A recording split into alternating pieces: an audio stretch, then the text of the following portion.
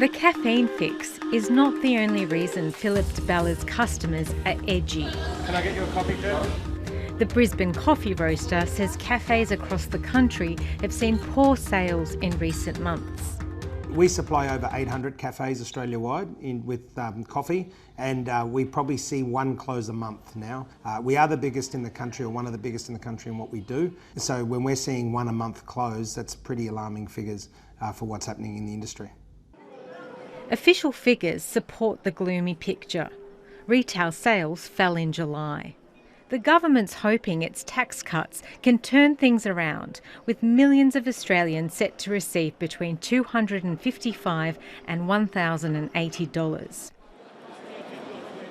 In the aftermath of the global financial crisis, Kevin Rudd handed about 8 million people a cheque for $900.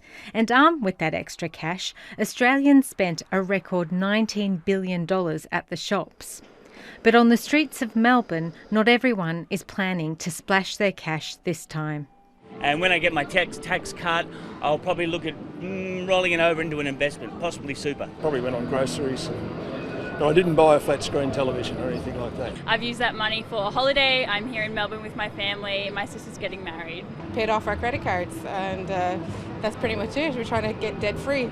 Flight Centre boss Graham Turner hasn't seen spending take off yet and isn't holding his breath. The consumer sentiment from our experience in Australia is pretty weak at the moment, and I don't think a $1,000 tax cut's going to make any difference, but I hope I'm wrong. When I've got a lot of debt and I'm worried about my job security, I'm worried about the economy because I keep reading about trade wars and the fact that growth here is slowing, it's not surprising that households are a little bit hesitant and perhaps looking to pay off debt rather than spend. But the National Retail Association has seen a pickup in foot traffic at malls and is hoping spending will follow.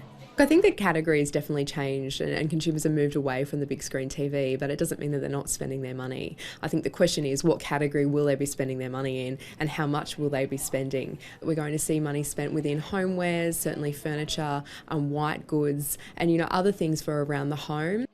That's certainly what the Reserve Bank Governor is hoping. Judging by past experience, Philip Lowe expects households to spend about half their tax refunds in the coming quarters. Household disposable income is also being boosted by lower interest rates, although the effect is obviously uneven across the community, with lower rates reducing the incomes of households who rely on interest income.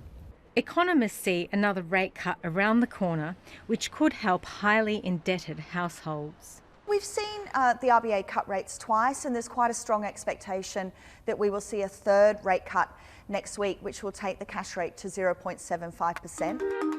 In Brisbane, Philip de Bella remains hopeful that stronger sales are brewing.